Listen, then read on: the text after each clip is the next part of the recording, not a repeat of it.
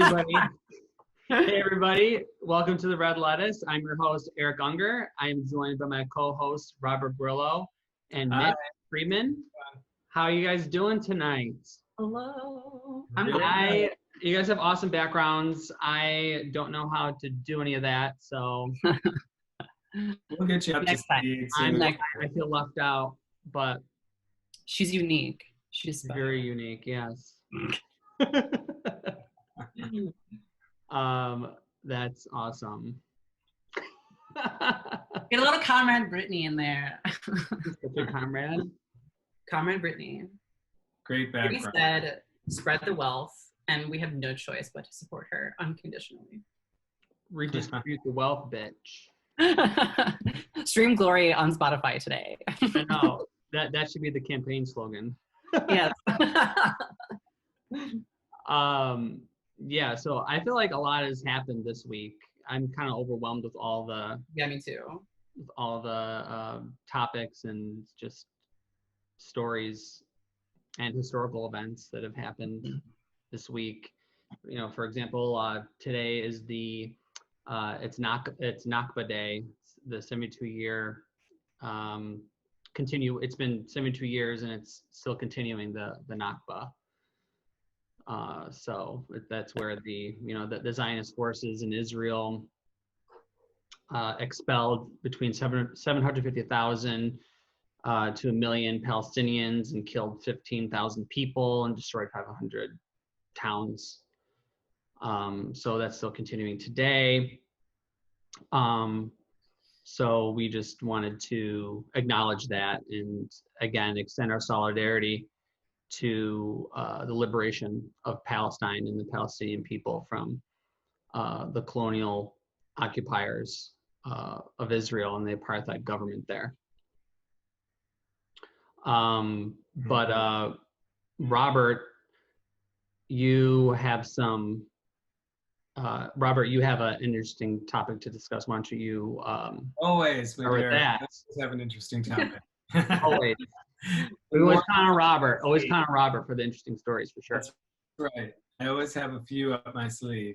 But yeah. First, I have to say, when I woke up this morning and had my coffee and was scanning the headlines, the first thing that we were texting this morning, Eric, I remember, but the Sun-Times reported that Lori Lightfoot, that a group of community activists from Little Village protested outside of her home last night. Right. And I was like, yeah, that is awesome. It was. Because she was going to give the green light on another smokestack demo at that effing coal plant in Little Village that created complete panic like a few weeks ago, right? So the first one was approved by the Department of Buildings. And even in a pandemic, when air quality is a huge critical issue, it's already been shown that like the worse the air quality, the more likely people will suffer, complications and conditions with the pandemic. And they let it go the first time. They let them do the demo of this huge smokestack the first time. The city approved that. So these activists were like, they got wind that this was going to happen again. Like, even after all that and all of the political backlash that had for the mayor, she was actually going to approve, or had already approved, another demolition in that same neighborhood. The audacity. So this group protested outside of her home last night, and she changed script this evening.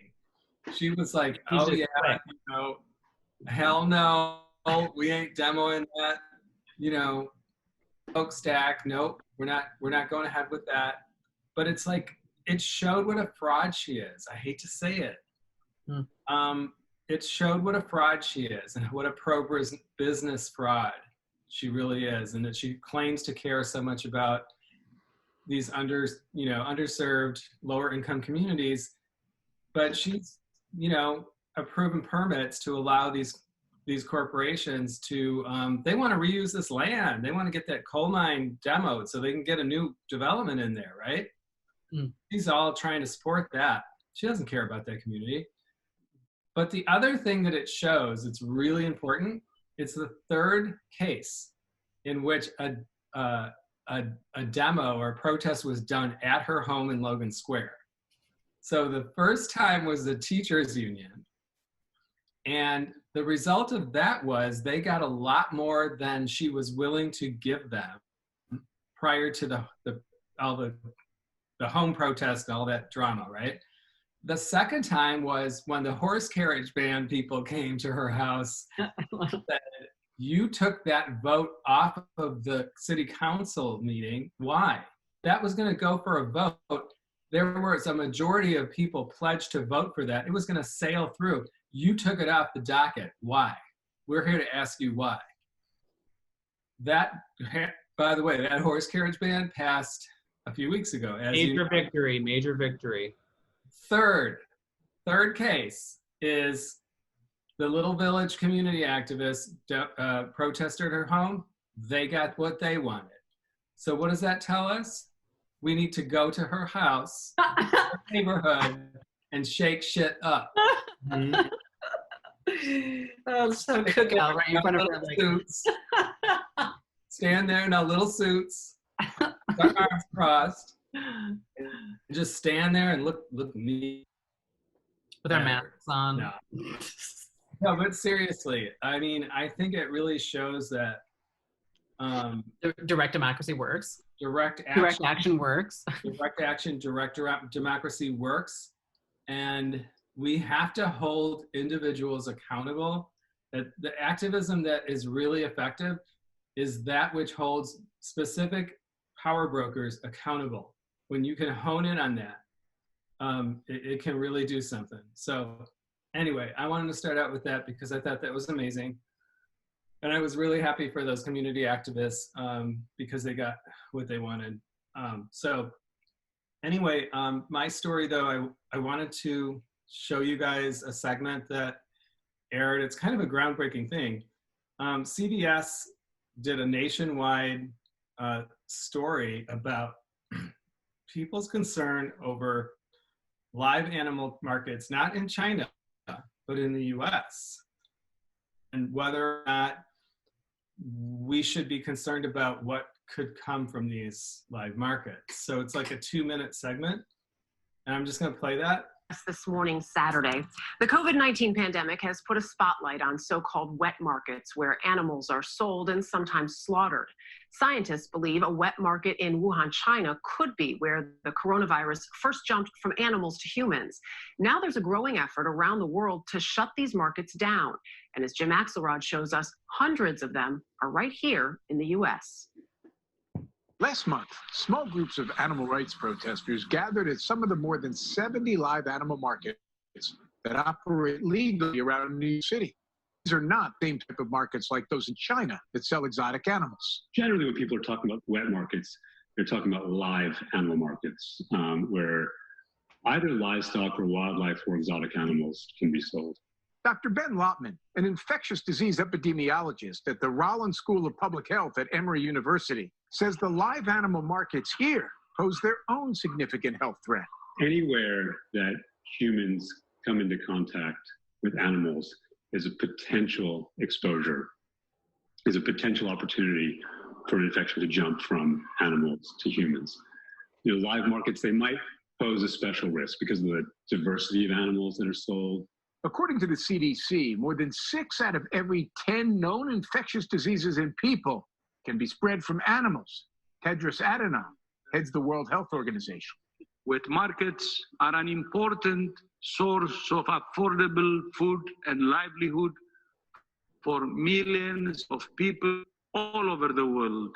But in many places, they have been poorly regulated and poorly maintained.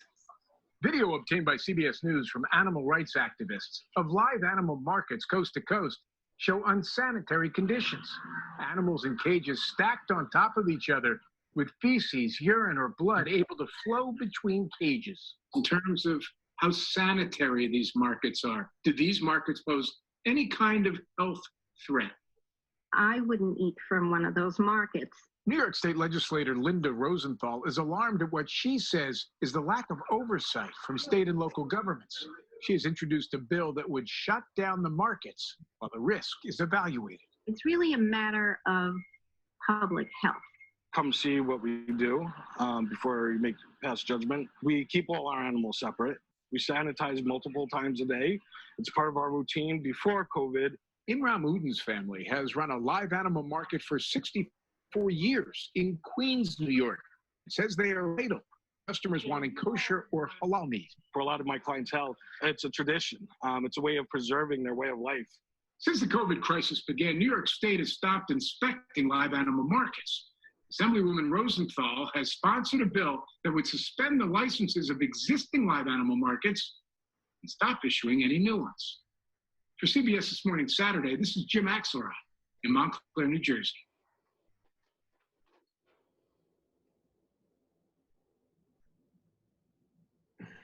So what I would like to add to that before I turn it over to you guys is yesterday WGN News interviewed us at a slaughterhouse where we have a lawsuit against in Chicago. And, you know, one of the questions that was asked, well, like that halal gentleman said, or, you know, that Muslim gentleman said, this is a tradition. A lot of these places keep a tradition going. The same could be said for any practice, really. And at some point, I think we have to make a decision as a society, not because it has anything to do with the religion or the culture, but that the practice itself, regardless of the culture, regardless of the race or the person, is just not consistent, like with the values that we have today. So like in the case of female genital mutilation, something we talked about before, there's a lot of countries that practice that. And you know, there's actually countries in I think it was just Sudan that outlawed female genital mutilation. A country like Sudan, which is great. But anyway, so the counter argument to our campaign, which is to end slaughterhouses, is often the counter argument is often, well, it provides a service, you know, and you're depriving food and you're depriving that culture of a tradition or an institution that they want to continue. And my response to that is that we've done a lot of public outreach in those neighborhoods. And I know that our New York City chapter has too, which is kind of the focus of that video. And you know what, when we go into these neighborhoods, regardless of race, creed, culture, religion, people don't feel good about having those places in their neighborhoods. So it's not like there's a lot of support. There's very few cases where people actually say, oh no, we want that place. No, don't try to shut it down. We want to keep that business here. No, most people, regardless of whatever their background is, they don't feel good about these places. They're dark. They're places of killing. Mm-hmm. They're killing factories. Nobody feels good about that, regardless of what your background is or religion. So I would just like to provide that perspective because we're often, you know, it's often the case where our critics try to pit us against human rights and, you know, the rights of people to, you know, express their culture and tradition and ethnicity. But that's not the issue for us. Never has been. So anyway. I think it is interesting that for the capitalist, right? They're like, oh, you've got to respect their traditions and so that we can continue to make money, you know, but when the opinion of the people who live in those neighborhoods where these slaughterhouses are is a dissenting one from the status quo of they're against it, we don't really hear about that. We don't really hear those people saying, oh, this is my community and I think it's disgusting and I don't want it here. Right. And how the other thing to your point, Mitch, is that these places are never in affluent neighborhoods. They're never in neighborhoods that other than lower income neighborhoods. And so, the big critics we have are usually living in upper middle class neighborhoods. They're the ones that are like, attacking us for but it's like, no, they wouldn't want those in their, the NIMBYism, there's NIMBYism there. And, they're never in affluent neighborhoods. There's a reason for it. They're only in lower income neighborhoods. And it's because those people feel disempowered and they feel like they couldn't stop a business like that anyway. So why even try? Mm. Right. And I'd just like to point out that, the U.S. still continues general mutilation. We circumcise people here. Mm-hmm. And also we mutilate the genitals of intersex people. Mm-hmm. So that's something we need to stop too. Yeah. That still occurs here. And I really hate when people try to justify needless slaughter of sentient beings by saying, oh, we do it humanely. We clean them and make sure that they're blessed by a rabbi or some religious figure in a way to justify the killing. A killing is a killing. Yeah. So it's really unnecessary and we don't need to do it. And it's oppressive. We need to end all oppressive practices, like you said, Robert. I think that's a pretty standard, like, American talking point that you were just saying. Like, we invade countries in order to stop a bad thing from happening, and we end up killing lots of people. But we're saying, oh, well, they're being killed by their own government, so we have to help them. Right. Our goal isn't to help them. It's actually to make things worse for them so that we can privatize their resources. And we don't care if people get killed in the process or not. It's like, that's like an American tradition, I think. We're just trying to put a humane face to capitalism and what we want to do. Yeah, exactly. Yeah. So just to go back to the WGN News segment, which is going to air on Monday, by the way, they interviewed one of the owner's sons and a customer. And like you just said, Eric, they talked about how humane they are and how well they treat their birds. So what they are going to show in this WGN News segment is actually a short little clip that we gave them of birds being unloaded at their slaughterhouse, which I personally recorded. So I just want to show this just really quickly. It's just like, less than a minute. Mm-hmm. If we can share a screen again, once again.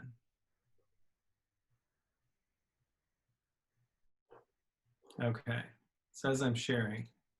Yeah, I see it. Yep, I see you. Seeing? Mm-hmm. Okay.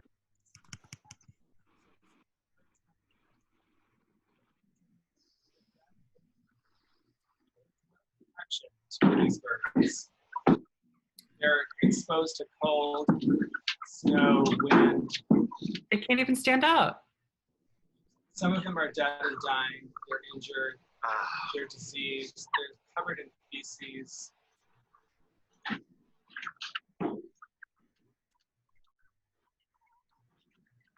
So this is how humanely. Oh my God. Oh, You'll see them on oh my goodness.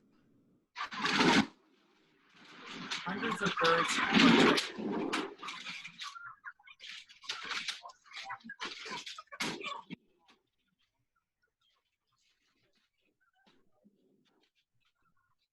Are they tossing those crates? Yeah, they're tossing them.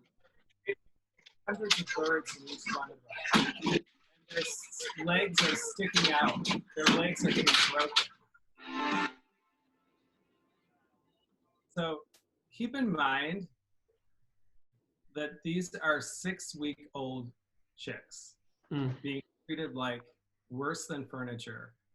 So when these places tell you how humane they treat their animals, understand that this is the reality. This is across the board standard treatment of chickens. By the way, we've rescued a few of these birds that have escaped slaughterhouses, and they bond with you like cats and dogs. They curl up in your lap. They want to curl up by your feet. They're the sweetest little angel 6-week-old birds. They're just babies. Yeah. All they want is their mamas. And this is how this industry treats them. And I don't care how big or small the operation is or how humane they tell you, this is what you're going to deal with. So there's no humane way to kill someone who wants to live. Right. And there's also no humane way to commodify someone. Right. You're commodifying them on a scale like this. There's no way they're going to be treated anything better than trash, which is what you're seeing here. So anyway, Eric, what do you have? What do you got today? Well, yeah, I think we're going to switch gears a little bit. So, like I was saying before at the beginning, there was so much going on this week. One of the things I noticed was our elected officials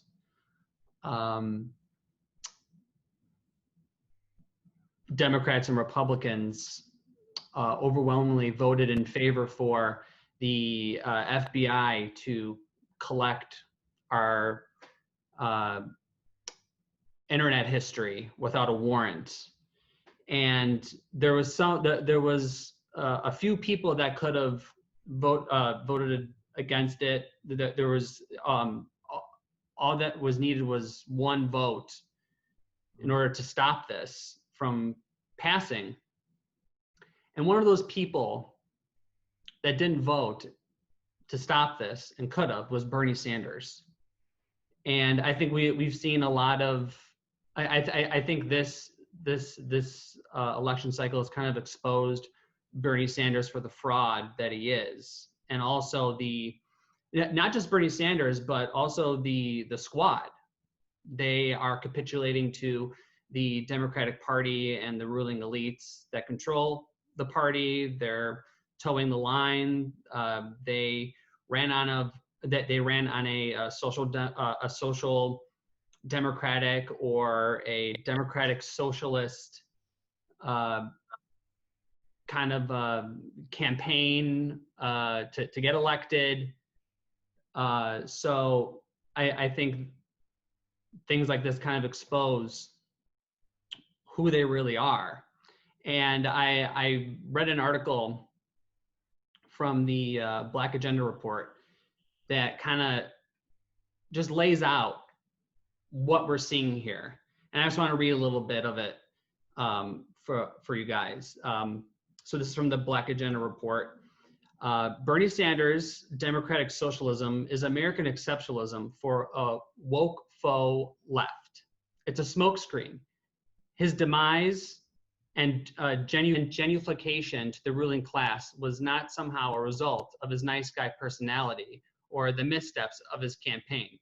We should not be surprised to see the same capitulations in persons other than Sanders, namely AOC and other democratic socialists and fake progressives. This has already taken place in real time, as we've seen with the failure of progressives to come together and thwart the $1 trillion 2020 corporate bailout and its subsequent iterations. Let's put this another way. Bernie Sanders is just one sheepdog, and an aging sheepdog at that. He has served the Democratic Party well, especially while claiming to be an independent. But times are changing fast and dangerously.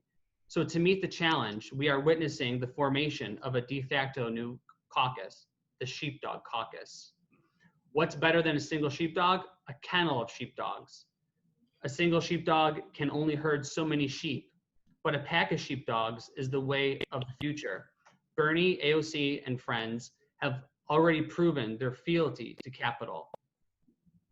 Dutifully falling in line and endorsing Biden, and while enabling the transfer of trillions to an already bloated ruling class. The Sheepdog Caucus can do the treacherous work that is even beyond the ability of the pathetic Progressive Caucus or its hapless cousin, the Black Misleadership Caucus.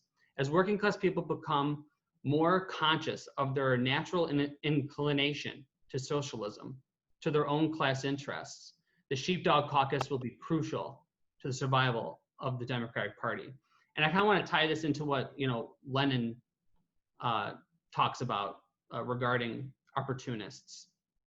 So this relates to what Lenin describes as opportunism and why we need to combat it. Opportunists like Bernie Sanders and the Squad seek to squash revolutionary movements and consciousness in order to protect the status quo. That is the ultimate goal of social democrats and the Democratic Party. Now, many people think that Marxism-Leninism is a dogmatic ideology or theory. But it isn't, because Lenin spoke about the importance of compromise. When we make strategic compromises with the bourgeoisie, it should be to pit them against each other in an effort to weaken their own coherence and bourgeois democracy itself. This is the undermining participation that Lenin highlights as important. It's a compromise with real strategic goals for the movement and toward the destruction of the bourgeoisie as a whole. Bernie's platform is an example of that compromise.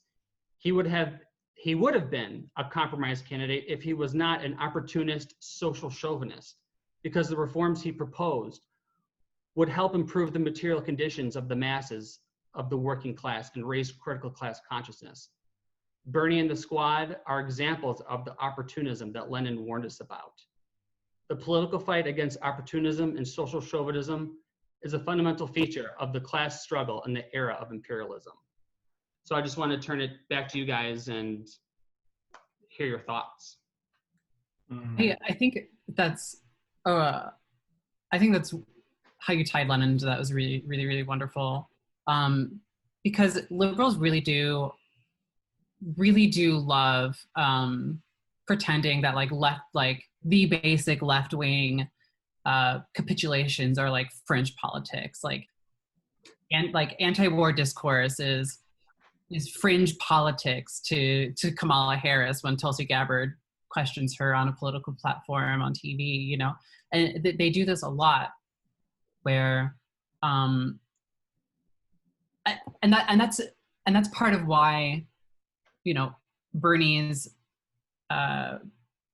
and people like AOC and the rest of the Squad, this is how they uphold the democratic status quo, is because they're capitulating to their platform to get little bits and like table scraps for us. Right. And they don't see that as the problem, because the status quo needs to capitulate to us. We need to say, no, we need housing, we need clean water, we need food. Stop blowing people up overseas and give me my money back. That where's my rights? Where's my why is housing not a civil liberty? They ask those questions, and we'll get a viral hot take, a short segment of them saying really powerful, wonderful things. But then they vote to authorize war all the time, and they always. On Omar, for example, you sign on to that letter from AIPAC. Yeah. I mean, what the fuck? What 1 minute you're talking about, a couple months ago she was talking about imperialism and how evil Israel is, and but so I mean that's just another example, and now she turns around and does that. Mm-hmm. I have a question. Did Bernie Sanders provide any explanation for why he could not be present? No, no. I I haven't seen anything, but like, you know, he hasn't even made a statement about it. He hasn't condemned it. He hasn't said anything about it. He was doing what was he doing? I think probably too busy advocating and going on tour for his rapist friend Joe Biden. Yeah, he was like doing an event for Joe Biden. Gross. Oh.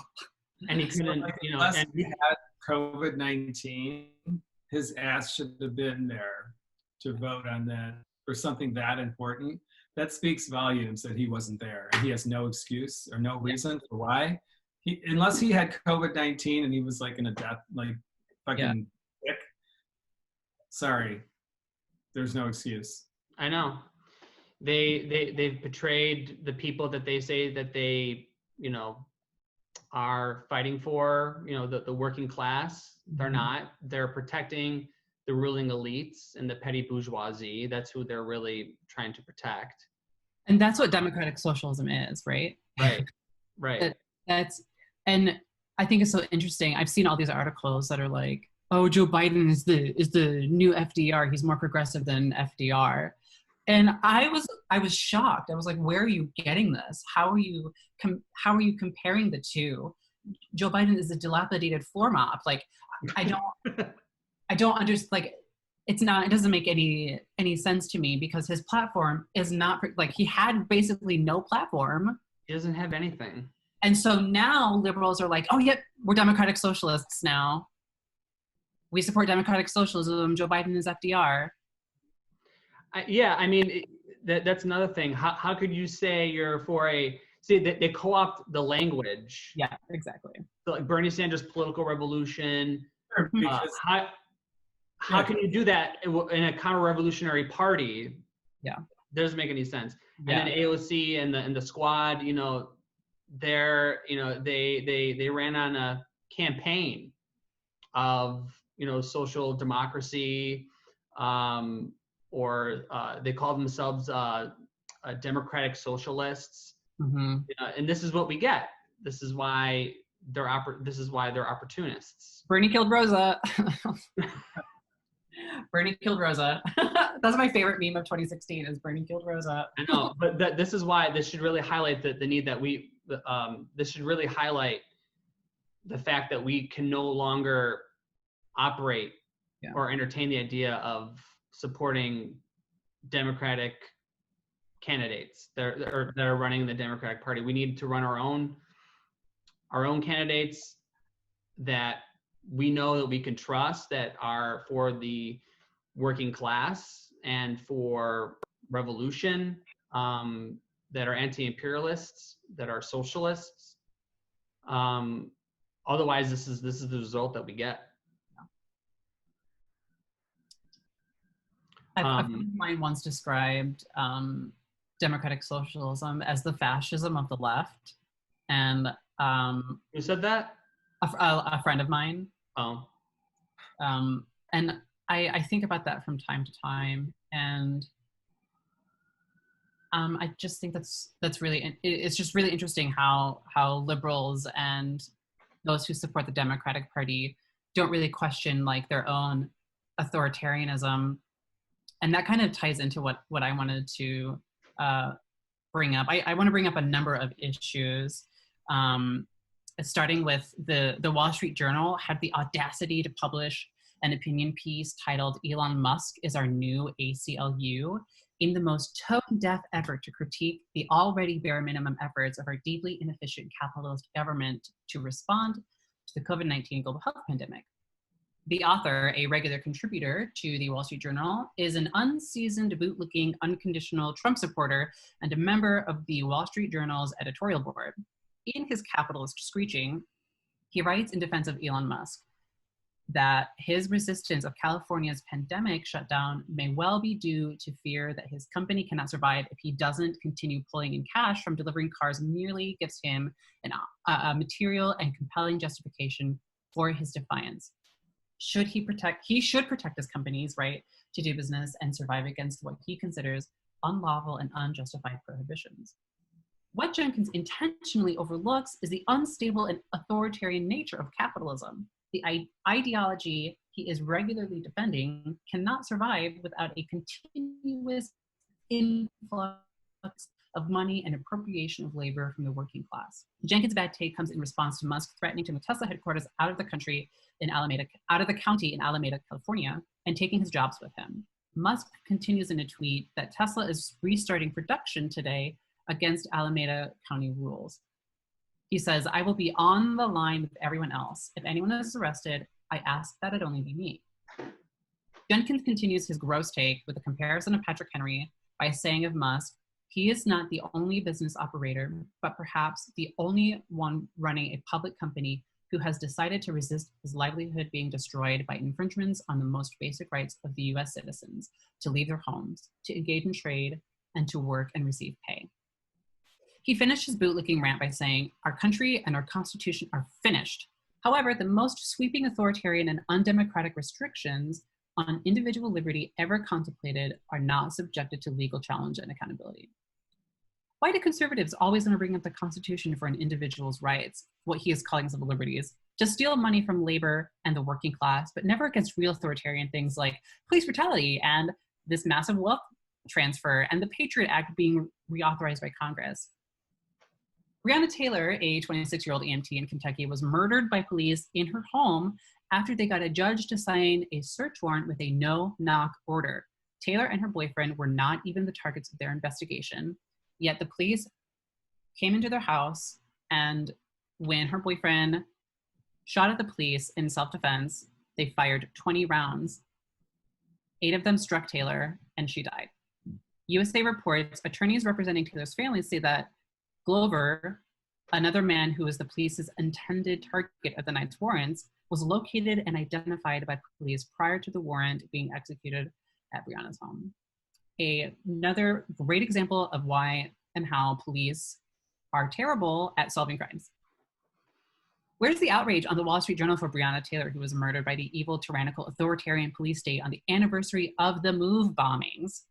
Authoritarian is just a right-wing dog whistle for my ability to make capital is being infringed upon. Capitalists are in such a wild panic right now because their unstable economic model is so fragile that without a month or two of the public spending their money and working for them, the greedy monopolies will flounder and risk losing their business, which the liberals and conservatives will undoubtedly bail out with the public money in this next stimulus package they are proposing. What Jenkins so grossly admits in his terrible article in the Wall Street Journal is that capitalism cannot survive unless they can steal from the working class. This is part of why capitalism is so evil. The rights of the individual private citizen to make money off of someone else is more important than an actual infringement upon somebody's fucking life. They want you to go back to work and risk your life in the middle of a global health pandemic. They appropriate discourse about justice and liberty to serve their capitalist needs. They need us to go to work or they lose everything, and they should lose everything. Business Insider recently reported Social Capital CEO Chamath Palihapitiya told CNBC that poor performing billionaires, hedge funds, and massive companies, including airlines, deserve to be wiped out during the coronavirus pandemic. When a company fails, it does not fire their employees. It goes through a packaged bankruptcy, Palihapitiya said. If anything, what happens is the people who have pensions inside those companies, the employees of these companies, end up owning more of the company. What Palihapitiya highlights is that it should be the civil liberty of the working class to own the companies when they fail, since the public will always bear the responsibility of saving it. It's time to stop letting the authoritarian rich rob us and murder us.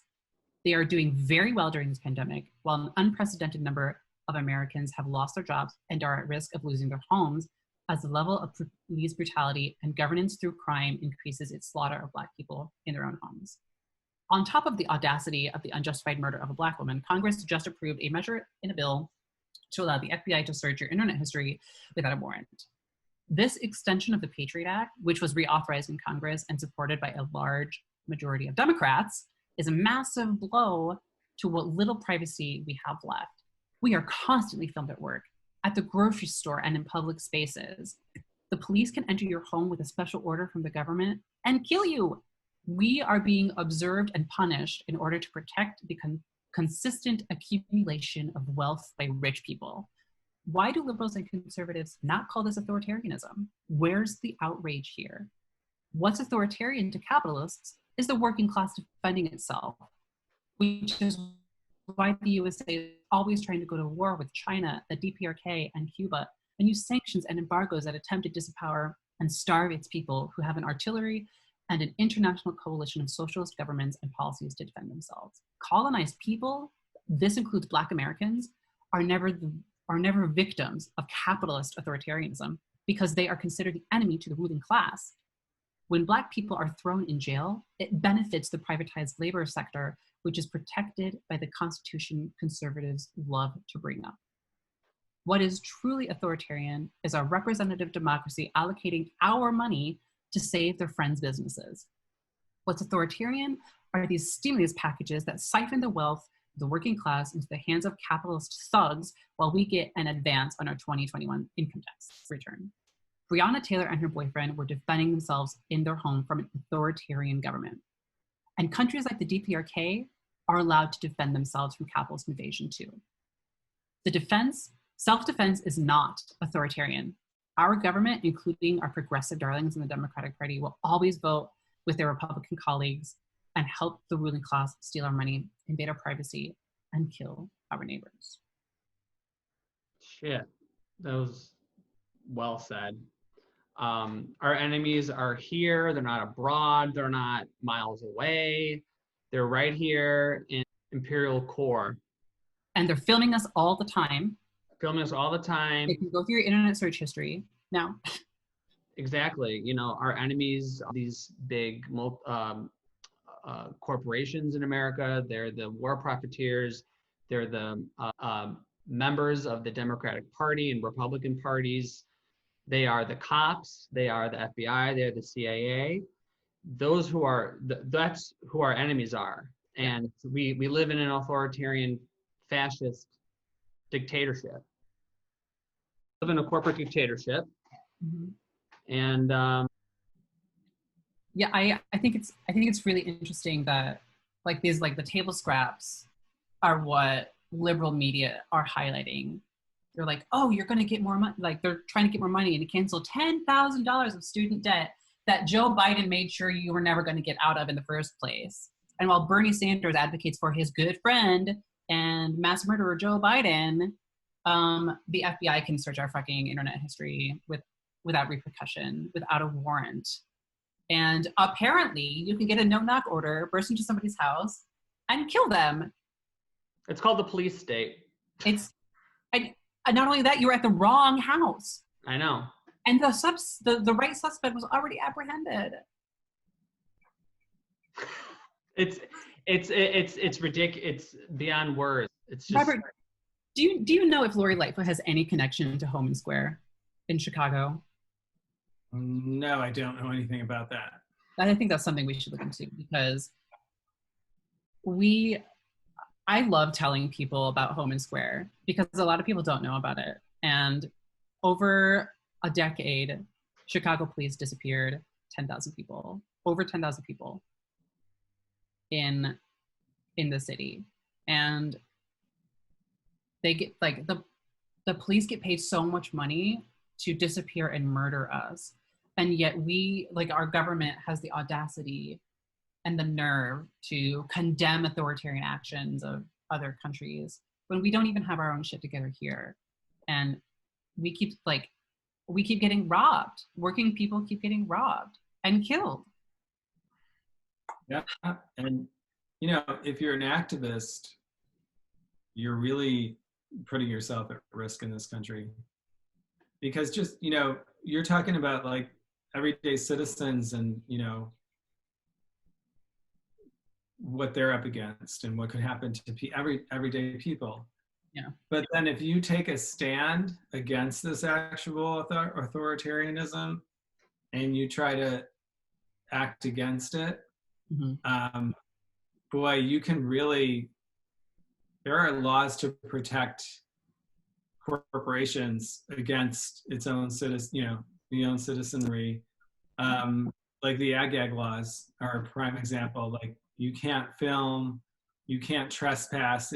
Trespassing isn't just trespassing. if a person like me goes on a farm and finds a sick animal that is desperate and needs to be rescued, if I rescue that animal, that's not just trespassing, that's the Animal Enterprise Terrorism Act that I could be subject to, and I could go to prison for years. Wow. A federal law. That's disgusting. And that is the, you know who, it was the big ag lobby that pushed that through Congress, and Democrats and Republicans alike voted for it. Right. They're the pro-business war party. They're the same fucking party. They're the same thing. Yeah. So that's just one example. I love to use the meat industry and animal agriculture as an analogy or a case study, because there's exploitation on so many levels, exploitation of workers, of animals, of the environment, and of the system.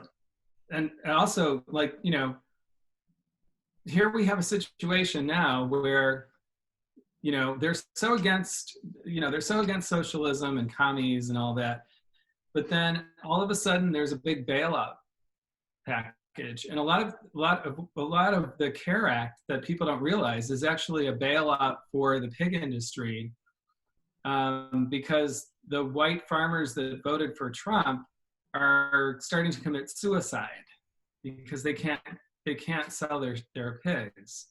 And so we don't think about bailouts until the white Trump voting farmers have a problem. But you know what? Those migrant workers in the slaughterhouse, oh no, you got to get back to work, because Trump's going to order you back to work, because you got to keep that engine of exploitation going. Right. It's so obvious, right? Like what Mitch is talking about is, when we look at the meat industry and how they operate, it's totally authoritarian. Mm-hmm. Everything about it is authoritarian. Yeah. The whole structure of it. Yeah. And like your life is literally in the hands of a capitalist, or a few of them. Mm-hmm. They decide. And they use this rhetoric of freedom and yeah, you know, and it's like, it's such utter bullshit. It's total authoritarianism. Yeah. It's total control over workers and animals and the planet. And they're arguing for like the freedom of somebody to own your time, your labor, and animals who are part of nature. They want to divide up land for themselves, and they want to take it away from people like us, or even like a local dairy farmer who like milks their cows, you know, like somebody like that is an enemy to these corporations. That's just the unnatural behavior of capitalism. Thank you so much for watching The Red Lettuce. I'm your host, Eric Unger, and I'm joined by my co-hosts, Robert Grillo and Mitch Freeman. Have a great night, and we'll see you again next week. Thank you.